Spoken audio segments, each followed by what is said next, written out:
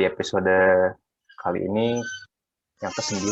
Kita kedatangan 3 orang teman yang sudah dan sedang tinggal di luar negeri. Sebuah mungkin fenomena, maksudnya sudah lumayan marak, tapi juga mungkin bisa dibilang masih bersifatnya privilege karena nggak semua orang punya kesempatan bisa keluar belajar atau bekerja atau menemani pasangan yang sedang kuliah di luar negeri. Pada kesempatan yang kali ini kita kedatangan ini episode kali ini kebetulan kita satu komunitas di alumni FIM. Kita terhubung di sebuah komunitas FIM diaspora. Jadi para alumni FIM yang tanda kutip pernah menjadi diaspora dihimpun atau dikumpulkan di sana. Oke. Kita kedatangan Kang Huda yang pernah setahun setengah di Inggris, lalu sempat bekerja setahun di Senegal, Afrika. Cukup unik pengalamannya. Lalu ada Bang Imad di S2 di Jepang, lalu di Swedia, sempat ada exchange ke Belanda, lalu sekarang melanjutkan S3-nya di Inggris. Lalu ada Mbak Dati yang kuliah di Thailand untuk S2-nya dan sekarang domisili di Spanyol menemani pasangan untuk S3, tepatnya di kota Barcelona. Mungkin langsung saja ya, atau sebelum masuk ke main course diskusi kita sore ini, mungkin kita bisa mendengar pengalaman teman-teman ketika teman-teman mengamati atau ketika teman-teman datang dan melihat karakteristik dari warga atau warga lokal yang di negara yang teman-teman datangi. Mungkin ini bisa jadi pelajaran juga karena mungkin akan berbeda gitu cara melihat hidup, cara melihat efektivitas waktu dan sebagainya. Mungkin kita mulai dari siapa ya yang mau gimana? Kak Dati kali ya, mungkin yang dekat dulu deh dari Thailand deh. Mungkin Thailand, kita orang Indonesia datang ke Thailand terus melihat warga Thailand itu gimana sih gitu. Kalau bicara tentang Thailand, sebenarnya kulturnya mirip-mirip ya karena sama orang Timur. Terus satu rumpun juga ya, masih Asia Tenggara. Geografis pun juga masih mirip-mirip. Dan yang spesial sih ketika itu mereka terlihat ini sih sangat menjaga budayanya. Dan mereka bisa membranding budayanya itu untuk go global. Mungkin kalau Thailand kan terkenal dengan kuliner ya, dan kuliner kan Asia Tenggara itu sebenarnya mirip-mirip juga kan, tapi gimana mereka bisa mengemas itu sehingga tuh warga global itu kenal betul gitu dengan kuliner Thailand gitu, dan itu jadi nilai jual negara mereka gitu. Terus bahkan kayak produk-produk ekspor Asia itu malah sekarang kan didominasi dengan Thailand kan, meskipun negara mereka itu lebih kecil dibandingkan kita gitu. Jadi kalau saya sih lebih melihat bagaimana budaya itu bisa mereka tetap jaga dan itu mereka jadikan branding gitu untuk ke mancanegara. Tuh. Oke. Terus apalagi ya? Ada yang mau ditambahin? Terus kalau secara kultur ya kebiasaan mereka lebih on time sih dibandingkan kita, karena mungkin mereka ini ya sangat Eropa atau US oriented gitu. Jadi mereka berusaha untuk mengejar standar-standar profesional lah gitu. Jadi lebih terasa lebih menjaga waktu dibandingkan negara kita. Itu dulu kali ya Ben ya. Oke, menarik juga. Ternyata Thailand cukup US oriented, poinnya menarik. Kalau mungkin di Jepang mungkin orang udah banyak tahu tentang sopan santun segala macam. Mungkin ada poin yang spesifik mungkin dari pengamatan Bang Imad. Iya, mungkin ya. Saya ngerasa betul pas di Jepang itu satu ya, orangnya sangat considerate ya sama orang lain ya. Itu kadang-kadang saya ngerasa betul bahwa di sana itu istilahnya apa, ketika mereka ingin melakukan sesuatu, mereka akan berpikir bahwa apakah orang lain itu senang dengan yang kita lakukan apa tidak gitu. Jadi saya benar-benar ngerasa di sana itu penuh dengan considerate gitu ya orang-orangnya.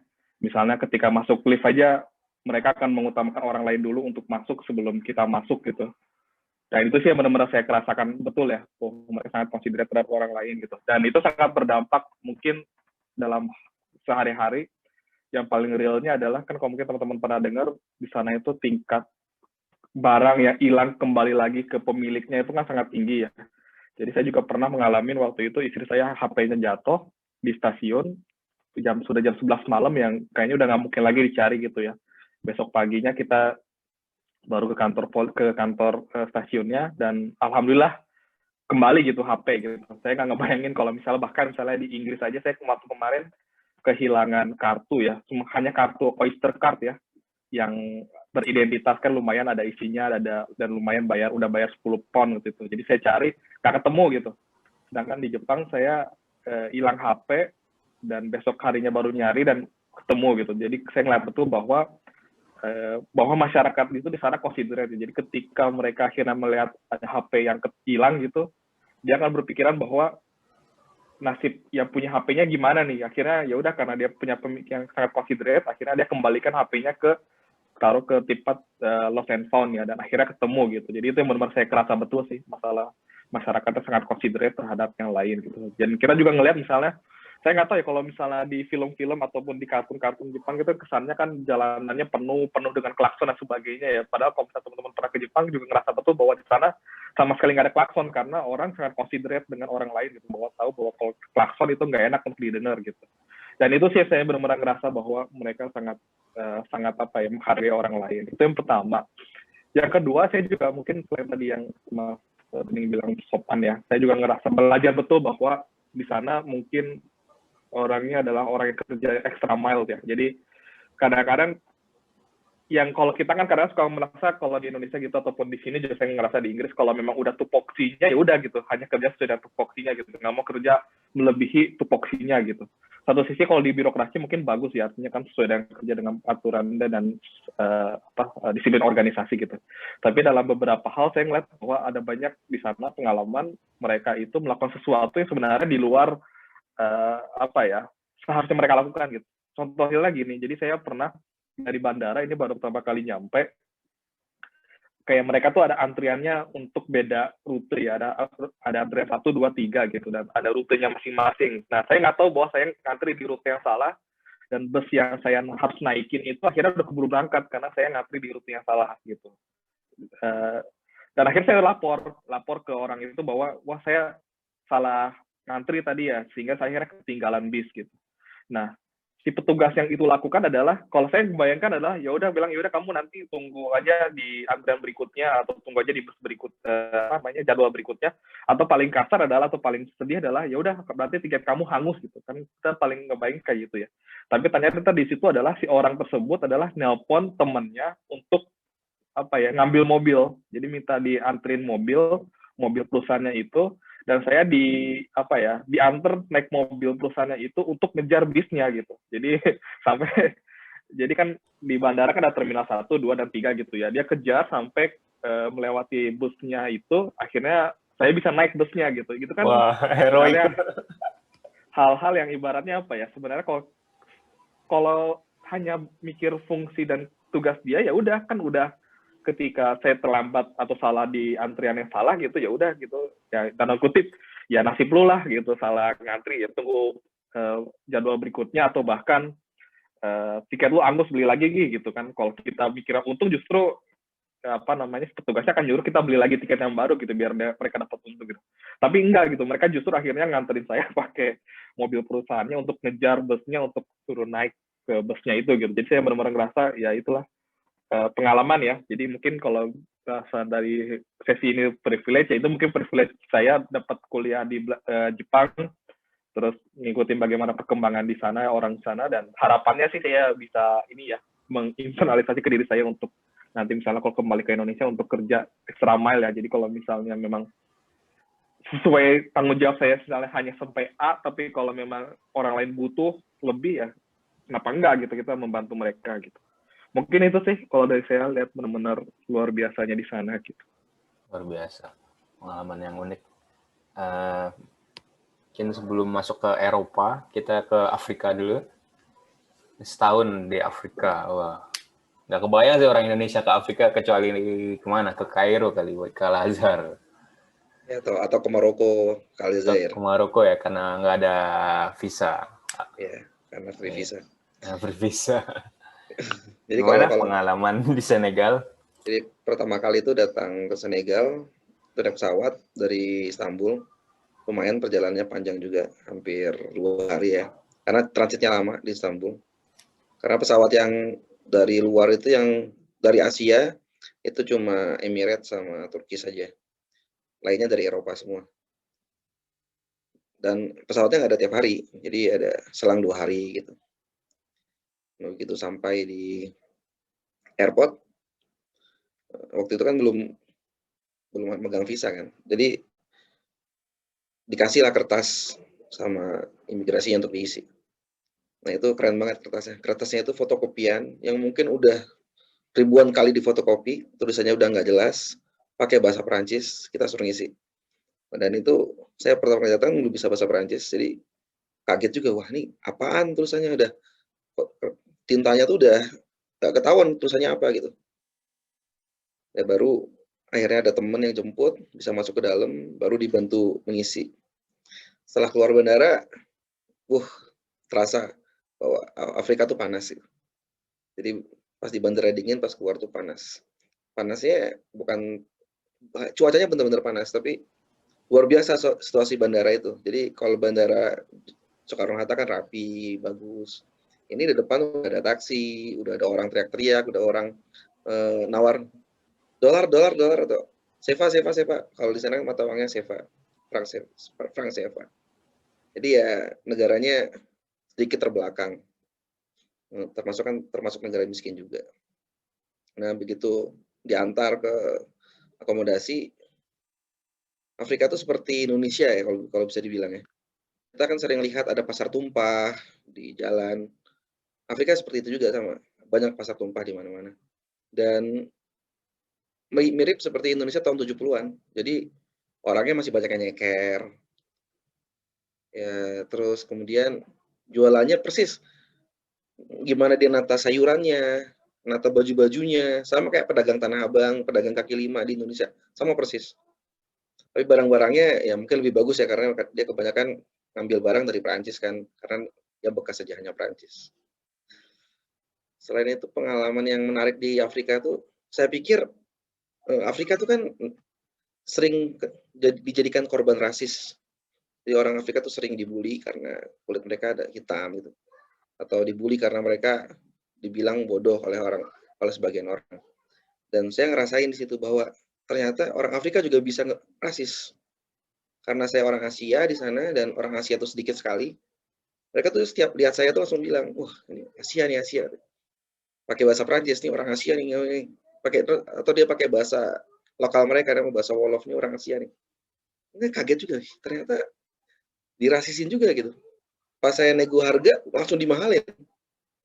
Dikira saya nggak ngerti bahasa mereka kan. Akhirnya parah-parah juga ya ternyata ya. Ternyata rasis nggak cuma orang kulit putih aja, nggak cuma orang Asia juga. Orang Afrika pun bisa rasis. Itu mungkin salah satu pelajaran yang saya ambil dari Afrika tuh. Mungkin gitu dulu deh untuk sesi pertama nih dari saya. Oke, makasih kamu udah. Oke. Kalau Bang Imat di kampus gimana? Ngelihat local British atau Londoners? Ya mungkin sekali lagi ini ya, saya lupa di awal, saya mungkin disclaimer kali ya. Jadi mungkin yang saya pandangan saya mengenai orang-orang baik di Inggris, di Jepang maupun yang di Swedia, nanti kalau saya share itu benar-benar perspektif saya pribadi gitu ya. Pasti setiap orang kan pasti punya pengalaman yang masing-masing gitu ya. Jadi mungkin nggak bisa digeneralisir, tapi itu yang saya temui lah di Inggris maupun di negara-negara lainnya yang saya pernah kunjungi gitu. Nah mungkin kalau di Inggris ya, kalau saya lihat mungkin satu yang pasti saya interaksi dengan teman-teman di pihak kampus itu nggak terlalu banyak ya, karena selain PhD juga yang kedua karena pandemik udah berapa hampir lebih dari setahun ya saya nggak pernah ke kampus, jadi interaksi dengan teman-teman yang lain itu akan lebih sedikit lah dibandingkan waktu saya di Jepang, waktu di Swedia gitu.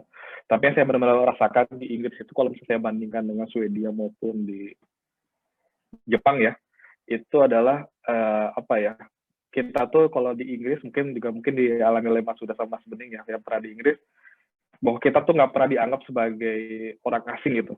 Karena di Inggris itu apa ya istilahnya sangat apa ya multi etnis ya. Ada orang India, ada orang Arab, orang Afrika dan sebagainya gitu ya. Jadi mereka udah terbiasa dengan keberagaman ini gitu. Jadi bahkan kalau kita lagi kemarin tuh saya lagi ada pemilihan pemilunya Inggris, lagi jalan di stasiun udah dekat ke kampus, saya tetap dikasih leaflet gitu untuk memilih salah satu partai gitu. Padahal kan dalam tanda kutip muka saya kan nggak kelihatan muka orang Eropa gitu ya. Tapi kok dia tetap ngasih leaflet gitu karena bagi mereka adalah di sini semua adalah orang Inggris gitu. Jadi saya benar-benar ngerasa bahwa di sini apa namanya ya di Inggris tuh ngerasa betul bahwa kita bagian dari komunitas di Inggris tidak terdisegregasi gitu ya. Ini juga mungkin saya rasakan misalnya di Swedia, tidak saya rasakan di Swedia karena Swedia kan komunitas yang imigrannya banyak ya, tapi ini jadi masalah sih kalau setahu saya waktu tahun 2012 atau kalau sekarang udah mulai ada perbaikan, ada misalnya terpinggirkan misalnya kelompok imigran tertentu adanya cuma di daerah tertentu doang gitu. Di London mungkin ada ya, artinya di misalnya London Timur cenderung lebih banyak etnis tertentu, terus London Selatan juga ada, mungkin kalau secara keseluruhan di Inggris misalnya katakanlah di Birmingham katanya lebih banyak orang Asia Selatan gitu ya, pasti ada kelompok-kelompok tertentu gitu ya. Tapi kalau saya lihat secara umum sangat benar-benar apa ya terintegrasi ke dalam komunitas yang itu saya rasa benar-benar bagi kita sebagai orang yang baru datang itu sangat benar-benar apa ya membuat kita rasa nyaman sih gitu. Kita tidak pernah ngerasa bahwa kita bukan dari kelompok ini gitu. Dan mungkin itu yang saya rasakan apa ya kan waktu itu saya baru datang dari Inggris baru terpaut 1 tahun dibandingkan Jepang dengan kultur yang sangat berbeda. Satu sisi saya cultural shock ya, yang lihat bahwa kok di Jepang dulu saya kayak gini, kok di Inggris enggak gitu. Jadi pasti ada plus minusnya gitu. Tapi yang benar-benar saya ngerasa plus banget di Inggris adalah itu kita benar-benar dianggap sebagai bagian dari masyarakat. Di Jepang apa ya, kita walaupun masyarakat yang baik dan sebagainya selalu ada tanda kutip bahasa bahwa atau perasaan kita bahwa we are not one of us gitu, you are not one of us gitu. Jadi bagaimanapun udah bisa bahasa Jepang, bagaimanapun udah berkantor di Jepang, lo nggak bakal pernah menjadi orang Jepang gitu. Ada kesan seperti itu gitu. Tapi kalau di Inggris, bahkan kita baru 1 minggu aja udah dianggap sebagai warga Inggris gitu. Dan ini yang benar-benar ngerasa proses adaptasi maupun kehidupan di sini jadi lebih enak gitu ya. Jadi itu sih yang saya benar-benar rasakan selama di Inggris dan mungkin hal positif ya yang saya rasakan. Mungkin itu. Oke, benar. Tadi ngomongin tentang bagaimana orang baru datang, apakah mereka bisa merasa satu belonging atau malah ada barrier, ada segregasi gitu. Kalau nih kita ke Spanyol, kalau di Spanyol gimana Pak?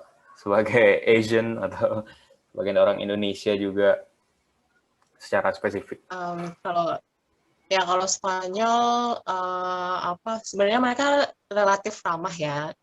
Kalau ketemu papasan di jalan aja pun dimanapun mau di lift dimanapun mereka pasti mengucapkan salam kan, hola gitu, buenos dias, selamat pagi, halo,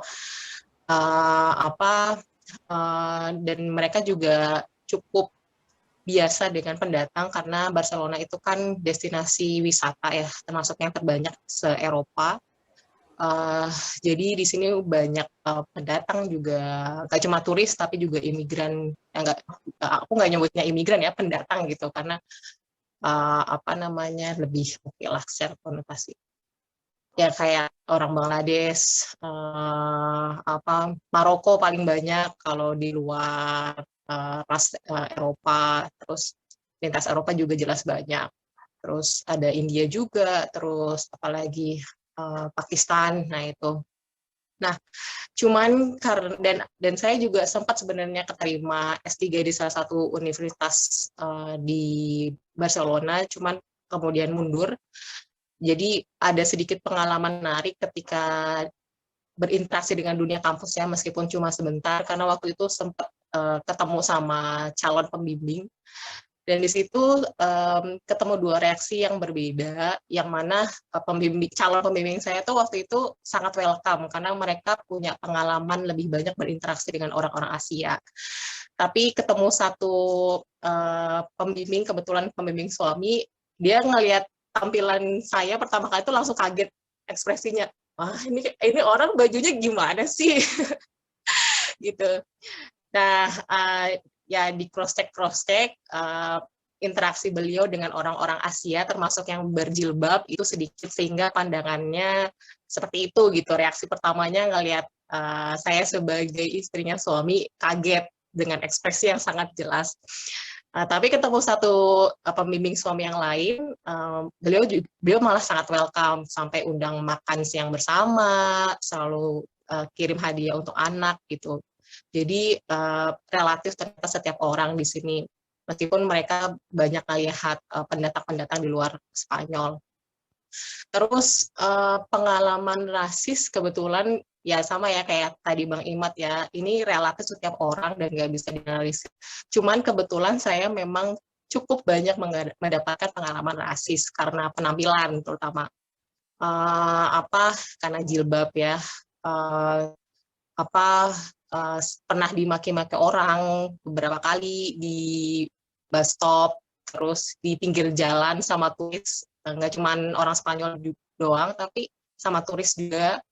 Terus sama pemilik rumah pun beberapa kali di encourage untuk lepas jilbab gitu, karena dia tahu saya berpendidikan tinggi, terus dia merasa bahwa ya jilbab itu nggak cocok buat kamu gitu, pendidikan, maksudnya jilbab itu diidentikan dengan pendidikan yang rendah dan kamu berpendidikan tinggi gitu.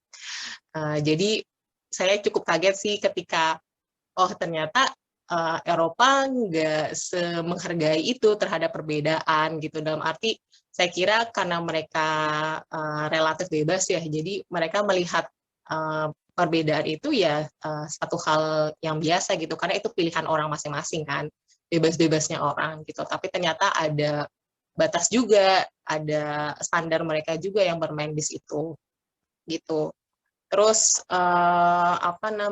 kebetulan juga dapat pengalaman yang lebih banyak berinteraksi dengan masyarakat hari-hari ya, karena kan saya hari-hari memang kebanyakan di rumah, terus anak juga kebetulan udah sekolah, dan sistem sekolahnya itu kayak saya harus ikut sepanjang sekolahnya anak gitu. Jadi di situ orang tua berinteraksi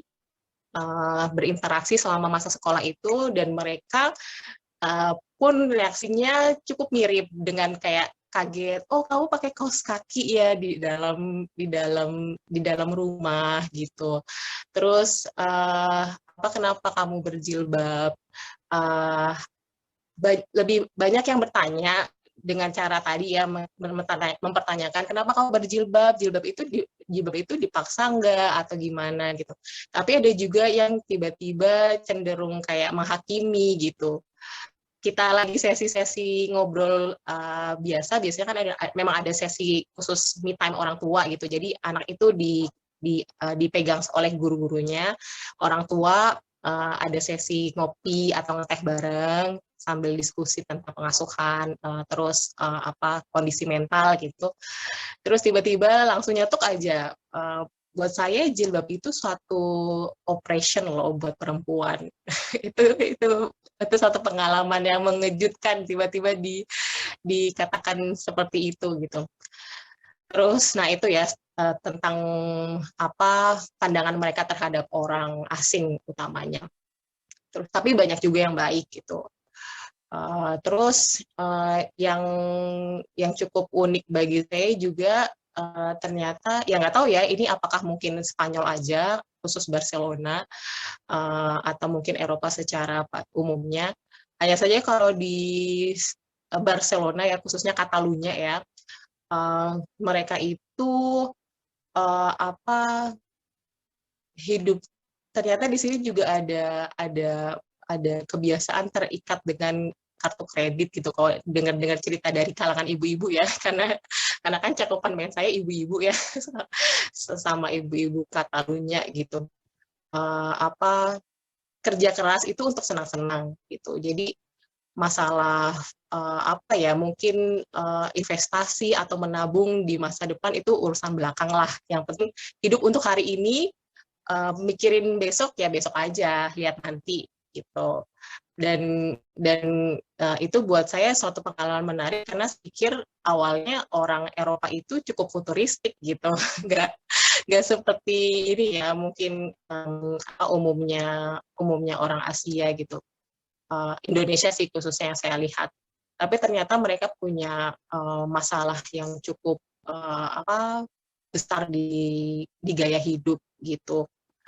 Terus apalagi ya, dan kalau tentang tentang agama ya mungkin ya yang paling terasa buat saya karena mungkin itu yang banyak reaksi yang ditujukan ke saya. Ya mereka ini sih biasanya lebih kayak kaget bahwa perempuan berjilbab itu berpendidikan tinggi ya bisa sampai sekolah S2, S3 gitu. Terus dan karena mereka melihat kebanyakan di sini kan pendatang ya, jadi dan pendatangnya pun dari negara yang berkembang gitu. Jadi mereka berpikir bahwa negara-negara pendatang ini nggak semuanya maju, dan ternyata melihat ada orang-orang dari negara berkembang ini yang berpendidikan tinggi itu merupakan suatu hal yang wah buat mereka gitu. Itu aja kali ya Ben, ya nanti kalau ditambah bisa nanti. Oke, ini sekalian nih ngelanjutin tadi tentang apakah yang pengalaman seperti itu cuma di Spanyol atau gimana di Swedia atau di Belanda? Gimana? Ini mute. Sorry. Saya pribadi sih secara langsung ke saya mungkin nggak terlalu menghadapi kondisi kayak gitu ya, karena saya mungkin beda, mungkin kalau perempuan kan pasti pakai jilbab dan sebagainya pasti dirasakan lah dan benar-benar kelihatan gitu perbedaannya. Kalau saya mungkin kadang-kadang aja orang ngira ke saya orang India, dikira saya orang Arab gitu, jadi mungkin masih agak nyaru, jadi mungkin saya nggak terlalu mendapatkan langsung tindakan rasisme dan sebagainya gitu ya. Tapi kasus serupa mungkin saya pernah melihat langsung ya. Jadi ada teman saya pakai jilbab S3 di Swedia, baru saya presentasi di konferensi ilmiah dan sangat luar biasa pas presentasinya, dan ketika sudah selesai sama ada yang menyamperi juga di Swedia waktu itu kondisi kasusnya, disampaikan juga bahwa kamu benar-benar luar biasa ya presentasi dan risetnya, tapi kok kamu pakai jilbab gitu. Jadi tanda kutip juga sama gitu, dibenturkan gitu bahwa kalau pakai jilbab kesannya teropresi, nggak mungkin dapat pendidikan dan sebagainya gitu. Dan kadang-kadang kita mikir bahwa kayaknya kalau mereka gitu ya ke Indonesia bakal ngeliat betul bahwa betapa tidak ada kaitan ya antara pakai jilbab, diopresi dan sebagainya gitu. Bahkan kan di Indonesia ya pendidikan tinggi bebas aja gitu untuk pakai jilbab dan sebagainya gitu. Jadi menurut saya satu sisi kita juga ngeliat bahwa di Eropa sendiri masih intinya kurang lah untuk mengetahui bahwa banyak kasus di mana Islam itu tidak ada kaitannya ataupun tidak berbenturan lah dengan pendidikan tinggi dan sebagainya gitu ya. Ini ibaratnya mengutip stereotip yang akhirnya memang terjadi gitu. Bahkan kalau saya juga ngerasa kaget juga pas di Jepang, istrinya kan pakai jilbab, dikira bahkan orang Kristen gitu sama orang Jepangnya, kamu kayu Kristen gitu. Jadi, ya suster gitu ya. Iya. Jadi mungkin istilahnya ya, banyak hal yang mungkin juga banyak yang tidak diketahui oleh orang-orang di sini gitu. Tapi kalau di Inggris mungkin yang saya rasa nggak separah di negara lain, terutama kalau pakai jilbab ya. Bahkan di kampus saya sama di King's College saja isinya udah banyak banget yang pakai jilbab dan sebagainya gitu. Jadi sama sekali tidak ada perbedaan dan benar-benar udah membaur ke masyarakat gitu. Gitu sih. Tapi memang kalau nggak tahu ya, mungkin dibandingkan waktu zaman Mas Bening sama Sudah lagi ada di UK, katanya kan sekarang kondisinya kan kemarin Trump terus apa namanya, white supremacy lagi naik, semakin banyak kasus rasial ya. Yang itu sih yang mungkin saya nggak tahu dialami oleh Mas Bening apa Mas Huda gitu. Tapi saya pernah melihat misalnya lagi supermarket di Asda ya. Asda kan mereka jual daging halal ya. Bahkan bacarnya mereka bacar di sana kan bacarnya benar-benar Haji Baba yang mana berproduk halal gitu. Beda dengan misalnya toko-toko lainnya yang bacarnya itu bukan halal gitu. Nah itu saya pernah lihat kondisi di mana orang datang maki-maki gitu. Ini nggak benar-benar nggak sesuai dengan apa namanya hak asasi hewan gitu. Artinya dia maki-maki ini nggak sadis dan sebagainya, ya udah gitu. Tapi ya udah masyarakat melihat orang itu kayak apa sih, ini kayak orang gila aja gitu. Jadi saya ngeliat di Inggris apa ya, secara masyarakat sudah cenderung lebih apa ya, lebih nerima lah dengan perbedaan ini gitu. Paling itu sih. Kalau saya dulu di Manchester, termasuk ya kota yang banyak imigran ya. Maksudnya mungkin relatif mungkin lebih majemuk dari London, mungkin lebih ada orang lebih macam-macam, ada Afghanistan, yang terus Asia Selatan juga ada, Turki, terus ya para pencari suaka yang dari negara Eropa Timur, yang negara-negara konflik juga banyak. Kalau saya melihat sih, saya setuju tentang apa ya, welcome itu kayak benar-benar secara umum tuh welcome. Mungkin kalau kasus-kasus rasis itu lebih kayak orang mabok atau ada satu dua yang agak aneh lah gitu. Jadi kita anggapnya ya udah kayak nuisance, kayak udah angin lalu aja gitu. Ini satu poin yang mau saya gali nih. Mungkin kebetulan Bang Iman pernah di negara Skandinavia. Orang kayak taunya Skandinavia pendidikannya luar biasa. Lalu mungkin juga tentang work-life balance gitu. Mungkin bisa share dikit tentang gimana di Swedia. Kayak saya nonton satu video, ternyata ada dark side juga ketika orang ngomongin work-life balance. Jadi ada orang yang jadinya cukup apa ya, ngefek ke psikologis juga ketika seluruh environment, seluruh orang, lingkungan itu menganggap work-life balance itu sesuatu yang harus dijunjung tinggi.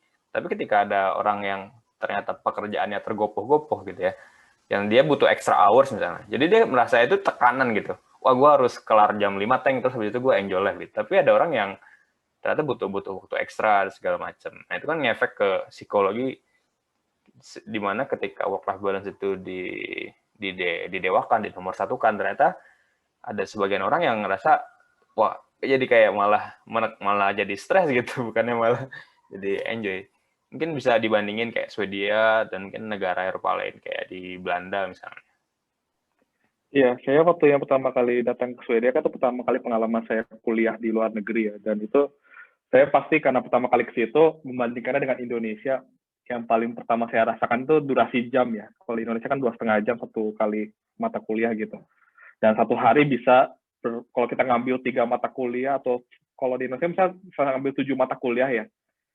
7 mata kuliah, satu mata kuliah 3 SKS, biasanya satu hari itu bisa sampai 2-3 mata kuliah, dan satu mata kuliah 2,5 jam gitu. Jadi kebayang betapa padatnya kuliah kita di Indonesia. Sedangkan di Swedia itu ini mungkin kampus saya ya, saya nggak tahu kalau kampus lain kayak gimana, terutama di program studi saya, itu satu term atau satu periode cuma boleh ngambil satu mata kuliah gitu.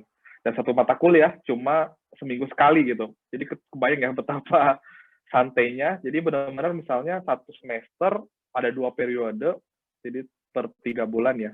Dan di 3 bulan itu cuma satu mata kuliah gitu. Jadi benar-benar santai, dan satu kali masuk pun hanya 2 jam. 1 jam masuk, ada 15 menit istirahat, ada 1 jam lagi sesi kedua ya. Gitu. Dan di 15 menit di antara sesinya itu mereka ada istilahnya kalau di Swedia namanya fika ya. Jadi kalau pernah dengar fika itu ya ngopi, dan disediakan gitu di kelas-kelas. Saya waktu itu ada kopi dan ada buah dan snack dan sebagainya, dan ya udah, jadi benar-benar situasinya santai ya. Dan itu benar-benar saya rasain betul sih di Swedia, benar-benar work-life balance ini benar-benar kerasa. Dan kerasa betul misalnya kita waktu itu, kalau dari saya bandingkan dari Indonesia, misalnya kan hari Minggu tuh hari paling padat ya, orang pada jalan-jalan sebagainya. Mungkin di Inggris agak mirip-mirip ya, tutup lebih cepat gitu. Kalau di Swedia lebih parah lagi, artinya benar-benar hari Minggu tuh hari waktu keluarga, sama sekali nggak ada nggak ada kegiatan lain yang dilakukan gitu. Bahkan kota cenderung lebih sepi, bahkan udah kayak kota mati, karena saya waktu itu kan kota kecil ya di Lund, penduduknya paling cuma sekitar 100.000 dan 40.000-nya mahasiswa gitu. Jadi benar-benar sepi. Dan itu benar-benar ngerasa betul sih bahwa di situ work-life balance-nya benar-benar dijaga. Ketika jam 5 udah selesai, ya udah gitu, benar-benar udah selesai, nggak ada kegiatan apa-apa. Bahkan dosen saya waktu itu lagi ngajar, tiba-tiba, oh mohon maaf ya, saya harus pergi karena saya harus jemput anak saya yang lagi sakit di sekolah. Udah, pulang aja, dosennya nggak jadi kelas, dan tidak ada yang protes bahwa kok kayak gini sih gurunya gitu. Jadi benar-benar ini udah dimaklumi gitu. Tidak ada yang protes gitu.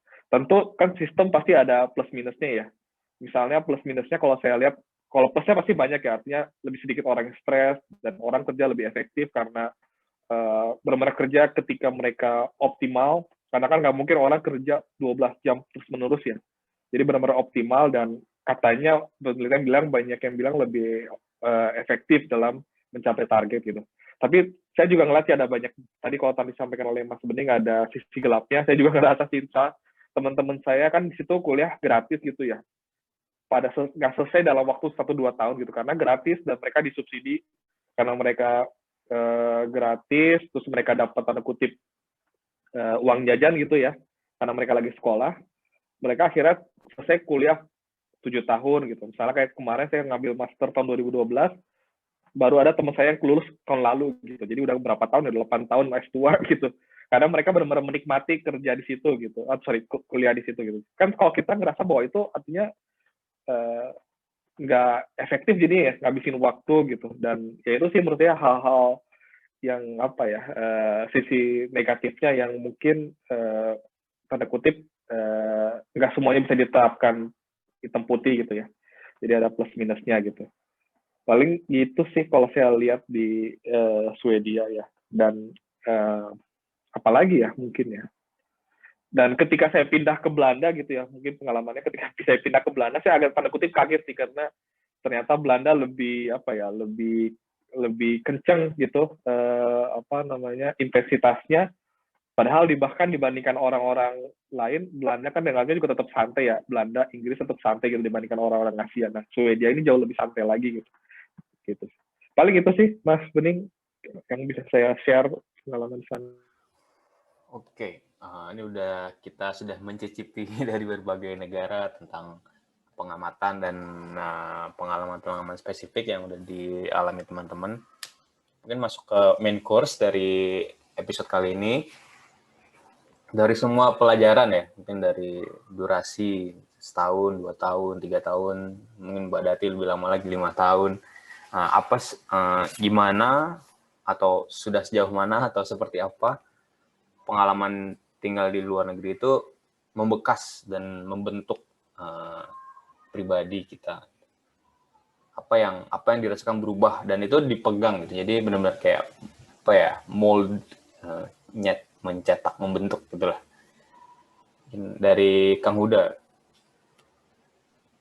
Mungkin saya belum cerita ya tentang orang Afrika tuh, walaupun seperti itu, kebetulan karena Senegal kan mayoritas dia Muslim ya.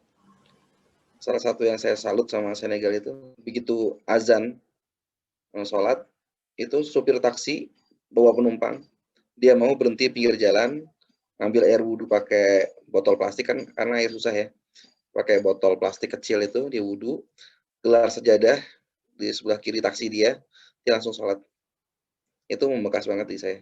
Jadi ketika misalnya ada azan, saya nggak berusaha supaya on time gitu, sholat tepat waktu, karena orang Afrika segitu dia susahnya hidup gitu, ketika azan mau dia berhenti untuk sholat. Itu paling dari saya. Luar biasa, membekas. Dari Bang Imad.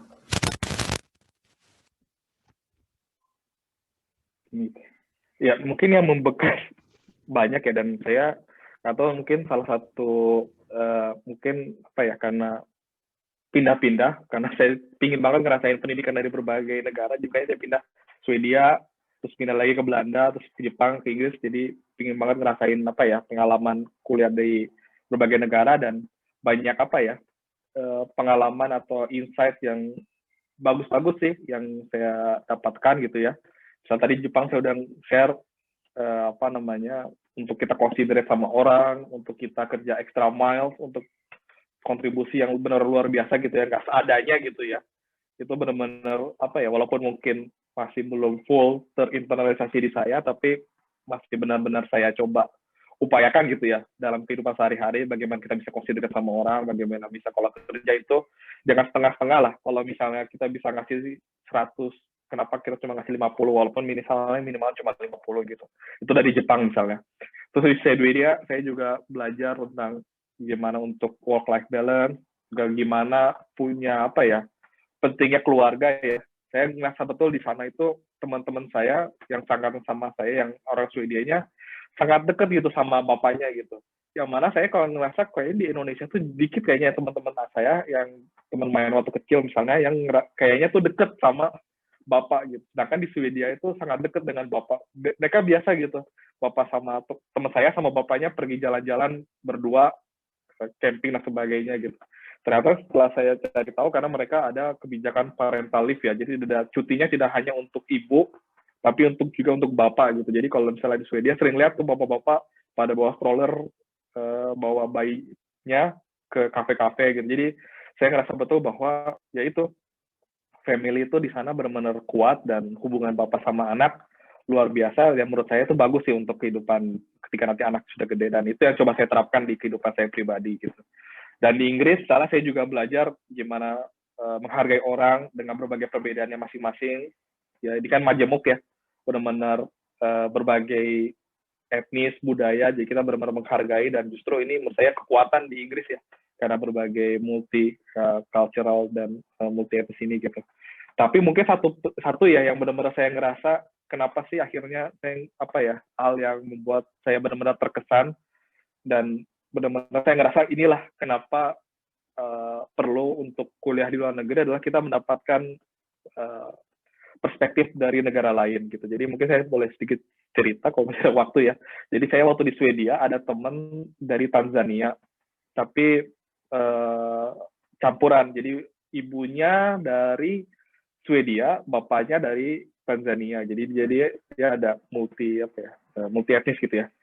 Nah, ya waktu itu nanya ke saya gitu, Mat, di Indonesia ngomongnya pakai bahasa apa gitu, pakai bahasa Inggris atau punya bahasa sendiri gitu. Saya bilang kita punya bahasa sendiri, bahasa Indonesia gitu. Dia nanya, itu bahasa Indonesia itu jadi bahasa ofisial atau cuma ya bahasa sehari-hari aja gitu. Saya bilang itu ofisial, dan itu menjadi bahasa sehari-hari juga gitu. Terus nanya teman saya, kalau kamu dulu dijajah sama siapa gitu? Saya bilang sama Belanda. Terus bahasa Belanda nggak dipakai? Enggak sih, kita benar-benar pakai bahasa Indonesia, dan itu jadi bahasa persatuan gitu.